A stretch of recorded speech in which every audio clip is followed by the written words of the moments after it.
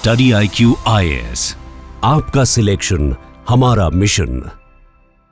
Namaskar. Welcome to this session on one of the greatest thinkers of our times, Dr. B R Ambedkar. We had discussed Mahatma Gandhi in the last session, and it is fitting that we take up B R Ambedkar immediately thereafter, because these two great men did have differences of opinion. And it is very natural for people of the same, during that time when India was fighting its freedom struggle, when it was trying to rid itself of the imperialist powers, to have such people like Mahatma Gandhi and B R Ambedkar, and they had some differences of opinion. But that's the beauty of it. Though they did have difference of opinion, they did work together as well. Dr. B R Ambedkar was also opposed to Congress, but very surprisingly and very fittingly, he was made the head of the Constituent Assembly, the committee that was looking into the formulation of Indian Constitution, and thereafter he was a minister in the government constituted by Congress. So though all of them did have differences of opinion, they worked together for the betterment of the country. Dr. Ambedkar had some very personal experiences, and that was the reason why his thought process was influenced by his personal experience, as is true of any thinker. You live in a particular society, you live in a particular context, and whatever you think and your thought process gets influenced by your personal experience. Dr. Ambedkar belonged to Mahar community, which later on became one of the scheduled castes. And he suffered on account of being, so to say, an untouchable. And that's why he fought all the battles against untouchability, against the caste system, as well as religion, because he thought religion was the basis of caste distinction. We'll discuss that subsequently. But on account of his personal experience of suffering as a consequence of him belonging to a particular caste, he felt that unless the country looked at this aspect, it didn't really matter if it gained independence. And that's why he talks about not merely of political independence, he's talking of economic independence, he's talking of social independence. All these aspects were extremely important for him, because he felt that true independence can come only if you are also economically and socially independent. Without these two components of independence, political independence to him did not have much of a meaning. And that's why, whereas he was against the imperialists who were ruling India, he was not as concerned as perhaps Mahatma Gandhi of ridding the country of the British. He felt, yes, they should go, but he was more concerned about social emancipation, because to him, political emancipation, political freedom cannot come without social emancipation. With these brief words, let's go into some of the important aspects that Dr. Ambedkar touched upon. Most importantly, about caste, about religion. He also was concerned about women's emancipation, but we will focus today's discussion on caste and religion. To him, caste was not merely a division of labor, but division of laborers. This is very, very important. Whereas historically, or what was being written in the scriptures, it was thought that caste division was based on the vocation of an individual. Dr. B R Ambedkar says that even for the sake of argument, if we agree, because it is mentioned in some of the scriptures, that initial caste division happened on account of division of labor, meaning thereby that a particular set of people were involved in a particular vocation and they became of that caste, there was absolutely no justification of continuing that thereafter through generation. Because then your vocation or your position in life was determined by your birth rather than your vocation. So he may have, he says that even if you agree for the sake of argument, that initial division of labor in the society was for the purpose of convenience. There was absolutely no justification of continuing that over the generations. He also said that though this division may have happened at a particular point in time, what it led to was a social and political division. Because initially it may have been for the purpose of economy or economics or the manner in which they worked, later on they got so entrenched in a particular aspect that the person belonging to that particular caste could not undertake any other activity. He was destined to take that activity. To him, that was absolutely incorrect. It was not correct because he felt that caste cannot be justified on the basis of vocation. There was absolutely no mobility that a person who was doing a particular work could move into another vocation, and that led to many other problems. So what is really critical for Bhim Rao Ambedkar is, because he felt that everyone is born equal, how can then he be divided on the basis of anything, including caste, if everyone is actually fundamentally equal? And this artificial discrimination that has been done in the society was to benefit a particular segment of the society, and they perpetuated it, they ensured that there was no mobility from one caste to the other. And the justification was on the basis of scriptures, and Dr. Bhim Rao Ambedkar, that is why, went against even the scriptures, saying that it is incorrect to divide the society on the basis of what he calls the caste, because caste was not natural. Going back to the same point, that since everybody is born equal, he is equal, how can there be a hierarchy? How can there be a division? I mean, not only was he against the caste system, he was totally against the hierarchies of the caste as well. So according to him, there couldn't be a hierarchy between individuals, and at least on the basis of caste. As I mentioned earlier, if you prevent a person from moving from one caste to the other, even if it is based on a vocation, suppose a person belonging to a particular caste is good enough to do something else, then the society then did not allow his mobility from that level to the other level. To him, that was absolutely unacceptable. What he felt was that caste cannot be even defined by race, because all Indians belong to the same race. And moreover, when, say, Aryans came to India, when other Huns came to India, they had marriage with people of India. There was nothing so pure as was mentioned in scriptures to prevent or to justify the existence of a caste system, that a certain segment of people belong to a different race. So it was all against that. So Dr. Bhim Rao Ambedkar argued that there was absolutely no scientific, historical basis of the caste system. It evolved to perpetuate, as I said earlier, the superiority of certain segment of the society. Now what was the consequence? First of all, he says there was absolutely no justification for caste system. He said that the consequence of this caste system was totally disastrous for the society. Caste system caused unemployment. Why unemployment? Because a person could not seek employment in a vocation that did not belong to his caste. So if he was supposed to be doing something in the society, for example, if he was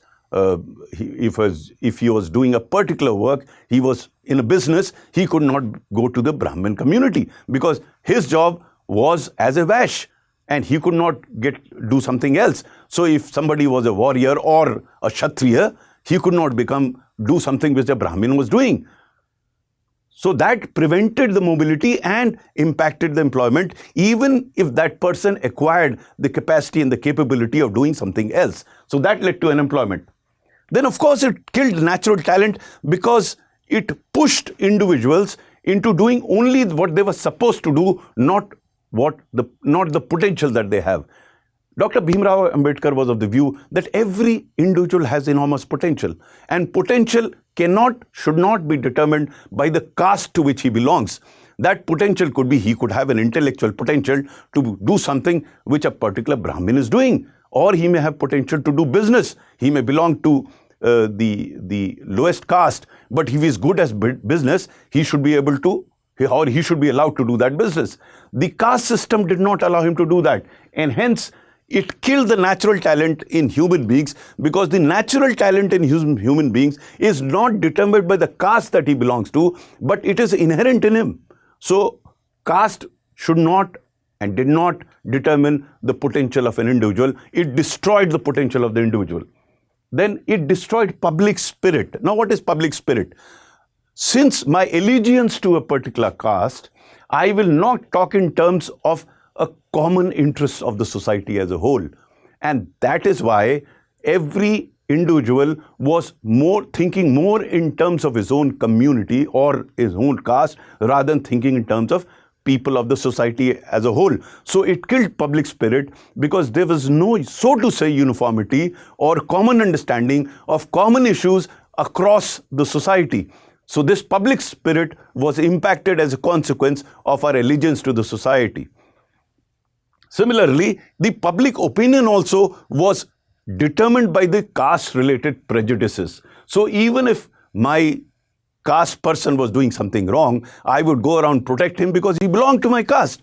So instead of creating a public opinion against a wrong that is happening, my opinion about that particular wrong is determined by the caste to which I belong. Caste became the prime determinant of opinions, and hence there couldn't be a consensus on an opinion on a large scale. So this went against the principle of creating a public opinion to bring about a change in the society. If I belong to a particular caste, my concern would primarily be for the caste that I belong to rather than the general good of the society. So it impacted public opinion. Then for charity purposes, Dr. B R Ambedkar observed, and this is true even now, that the charity organizations are more concerned about doing good to the people of their own caste rather than doing good for the entire society. So the fundamental concern that Dr. Ambedkar had was that instead of thinking about the society as a whole, caste divided the society, as a consequence of which no one thought in terms of the good of the society. They were talking in terms of good of their own caste. People belong to their own caste. And this was counterproductive. This was not good for the country. This was not good for the society. If the society had to remain one, if the country had to remain one, it had to rid itself of the caste system. Then, I had mentioned this earlier, there was this theory that the people of the higher caste belong to a different race. And Dr. B R Ambedkar very correctly called it's absolutely absurd, because they did not belong to different races. Indians belong to a particular race. And of course, there was a lot of interracial mixing of people who came from elsewhere. The Aryans when they came, the Huns when they came, whoever came from outside, they had the marriages here, and the offsprings did not belong to any particular caste, so to say. So there was no racial purity justification for differentiation, caste differentiation. Now, what was the solution to this? Because, of course, he said there was absolutely no justification. He also said that it was creating havoc in the society. It was preventing the development of the society. It was impacting employment in the country. There were a lot of wrongs that were happening. Then the question was, if it was so wrong, how do we go ahead and do away with untouchability in caste? Because untouchability in caste is closely related. A person belonging to Brahmin community will never become an untouchable. Untouchable is a person belonging to the lowest caste. So how do we do away with that? And his prescription was very simple. It was very different from Mahatma Gandhi. He said, caste is the cause of all problems in the society, so you have to do away with the caste system. Now, Mahatma Gandhi was of a different view. He was appealing to the higher sense of individual. He was not for annihilating. He found some justification of caste system, though he was himself totally against untouchability, but he felt that caste system was there in the society for people to perform their particular vocation. But there should be no difference, so to say. He was not against the caste system, but he was against the consequences of the caste system. To B R Ambedkar, caste system was cause of all the problems, and hence it had to be totally annihilated. And since this caste system is a part of a religious existence, then if religion had to be done away with, it had to be done away with. And hence, he was against the Hindu religion, which promoted this caste system. He said it was an integral part of that religion, and hence, without doing away with Hindu religion, you can't do away with caste system. So his prescription of doing away with the caste system was to do away with Hindu religion. Mind you, he was not against religion. He felt that religion should be based on spirituality. It has nothing to do with the caste system. It was artificially created. He did feel that if a particular religion has certain wrongs, then it has to be looked rationally, and each religion should evolve. Dr. B R Ambedkar himself became a Buddhist. He was all for Buddhism, but he also was trying to understand Buddhism on a rational basis. He used to say that each religion has to evolve. You cannot have a religion where you can forget about what is happening in the scientific world. The religious system have to evolve, and he said many such systems are not evolving, and hence they need to relook. Similarly, he said since caste is an essential part of Hindu religion, without doing away with that religion, caste system cannot go. Then he said mindset induced by Shastra and Hindus need to change by destroying religion. So as I said earlier, since caste system was an integral part of the Hindu religion, without doing away with Hindu religion, caste system cannot be dispensed with. And then what he said, he had a clear prescription on how it should be done, and he said there have to be intercaste marriage. You know, one of the reasons for caste division was intra-caste marriage, meaning thereby people married into their own castes. Now, he felt that if they married outside their caste, then people will gradually forget what caste is, because caste is reinforced by people marrying within their caste. So, and it has carried on even now. People look for spouses or prospective wives and husbands in their own caste. Though, of course, it is changing, but Dr. B R Ambedkar said that, especially in case of government servant, he used to say that for government service, there has to be intercaste marriage. Then, one of the reasons why this caste system survived was priesthood, because it was a monopoly of a particular caste, and Dr. B R Ambedkar was of the view that this priesthood should become available to people of all castes. Now, this is a prescription he is giving, that in case you are unable to dispense with religion, the basic remedy was to do away with the religion, do away with caste. But if they are there, then there has to be a gradual improvement. The first is intercaste marriage. Second is opening the gates of priesthood to anybody who does it. You know, it reminds you so much of the Reformation movement that happened in the Western world. There also, the Protestants were against the monopoly of the priests or the Pope or the entire papacy. They said, why should only the Pope and the papacy be the gateway to heaven? Why can't others preach? Similarly, Dr. B R Ambedkar says here that it should not be a monopoly of priesthood, and certainly not hereditary. Because priest's son became a priest and then his son became a priest, thereby reinforcing the divisions. You know, Dr. B R Ambedkar was a great unifier. He said that if there are any social dissensions in the society, one of the major causes of social dissensions is caste, and hence it has to be done away with. Then there have to be separate electorates. This is where also he had a different opinion with Mahatma Gandhi. Mahatma Gandhi was against having separate electorates. He said that unless, Dr.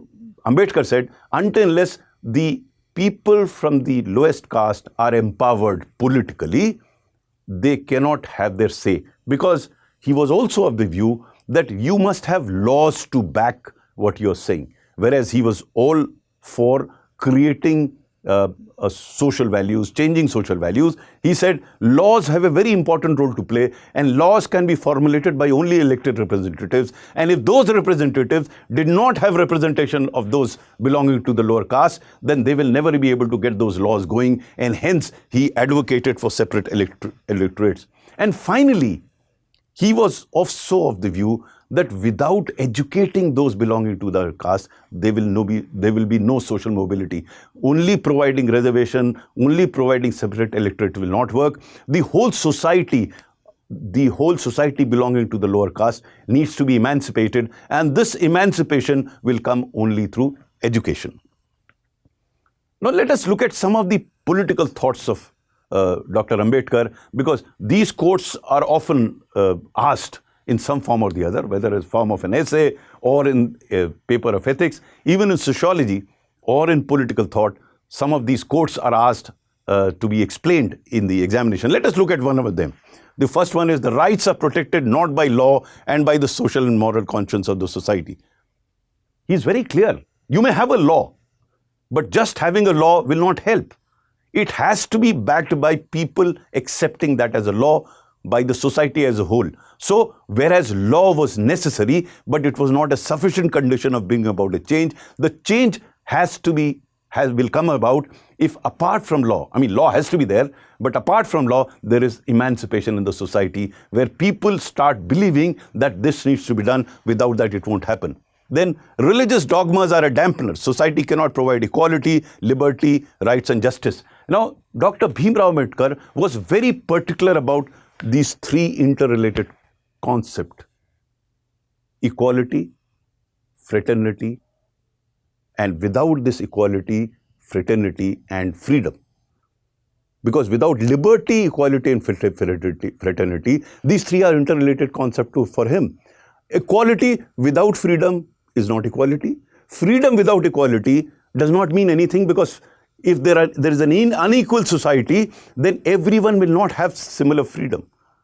So just having freedom or liberty does not help if there is inequality. There has to be equality. And similarly, you may have liberty, you may have equality, but if there's no fraternity, then people will keep fighting amongst each other. He used this term, you'll have to have constables sitting everywhere to bring the people together. So there has to be an understanding in the society that there is brotherhood. Each one is equal. So equality, liberty and fraternity, all three have to go together. If you have just one or two of them, it doesn't work. You have to have equality along with liberty and fraternity. And that is what comes here. Religious dogmas are dampener. Society cannot provide equality, liberty, rights and justice. Now, if in a religion, you have a caste system which justifies a division between people of the society, then how can you have equality? By definition, then the society makes the society itself unequal, because one caste is better than the other. One caste rises at the top and then the other caste, then there's no equality. How can you discuss equality? How can you talk about equality if there is actually no equality, if there's no social equality? Political democracy cannot exist without economic and social democracy. A very important statement. You may have freedom to vote and select a particular party, but social democracy will come. And that's what he explains, that again in a society, if you have a caste division, there's a hierarchy of society, a hierarchy of these castes, then what sort of equality that we are talking of? There is no social freedom if there is a division. Division is based on caste, and that division is hierarchical. There can't be equality, and without equality, there cannot be democracy. Similarly, economic democracy. He said that there is some sort of a convergence between people who are of the higher caste and the domination that they have, whether it is terms of land distribution, whether the opportunities that they have. The people of the upper caste are economically also well off. So there is a convergence of poverty and the caste, and hence democracy cannot come through if you do not help these people to move up the economic ladder, to move up the social ladder. And without these two ladders, without this moving up, how can you have political democracy? Democracy is not merely a form of government, but a mode of associated living. Again, this emanates from the previous sentence where he talks of social democracy. Democracy does not really mean that you just go and vote once and it's over. Unless there is some sort of social equality, associated living, which is fraternity. That is, everyone feels together. Everyone comes together. They have a common opinion. All this cannot happen if you have the caste system. Evolutionary changes in the society and social life without shedding blood. Now, this is something similar to Mahatma Gandhi. He was not a revolutionary. He did not believe in shedding blood. He always believed in creating a public opinion through dialogue, through statements, and he did not believe in shedding blood, as was the case with Mahatma Gandhi. Of course, when he was chairman of the committee that was constituted to frame the Constitution of India, he felt that perhaps in free India, there was no place for non-cooperation because you have your own government. Gandhiji had a different view on that. But as far as this is concerned, he was one with Mahatma Gandhi because he felt very clearly that you don't have to shed blood to bring about a change. You could create public opinion. You could create a situation. You could come up with laws which will do away with social inequities and social inequalities. Liberty and equality cannot be achieved in natural course without fraternity. Again, the statement that was made earlier, that it is not purely liberty and equality. There has to be fraternity. There has to be a feeling for your other people of the society. If you do not have that feeling for other people of the society, then you may have liberty, you may have equality, but you would be working at cross purposes. There has to be some sort of a common goal. There has to be a common understanding. There has to be a common benefit. And this can happen only if you have fraternity. Now, for him, religion, to begin with, probably he may have a slightly milder view of religion, but later on he became very, very critical of religion because he thought a lot of problems in the religion, or the religion that stood as it stood then, were on account of the divisions, especially the Hindu religion, where he saw the caste divisions. For him, religion meant spirituality. So it was more universal in nature, and he was not merely critical of Hindu religion, he was critical of all religions. And he said, if religions don't evolve, if they don't evolve along with the changes in the society that are coming through, then religions are not helpful for the growth of the society. So true religion for him is spiritual. And if it is spiritual, then it was some sort of a universal religion applicable to all. And hence he felt that a religion cannot be exclusivist. It cannot be to the exclusion of others. If it's spiritual in nature, then everyone could adhere that. And to him, religion was internal. This is very important in the present day context where everyone flaunts his religion. Everyone flaunts the rituals. Ambedkar was against that. He felt that religion is internal to a human being because it's spiritual in nature. You cannot bring religion to the fore, because if you do that, then you're trying to show off something. If it is internal to you, you keep it to yourself and evolve as an individual rather than showing it off.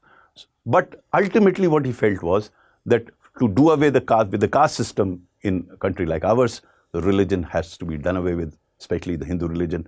He felt that it was the cause of all the problems in the country. So my friends, this is what Ambedkar had said. He had his, as I said earlier, he had his differences of opinion with Mahatma Gandhi, but both were thinking for the good of the country, for the good of its people. Thank you very much. StudyIQ IAS, आपका selection हमारा mission.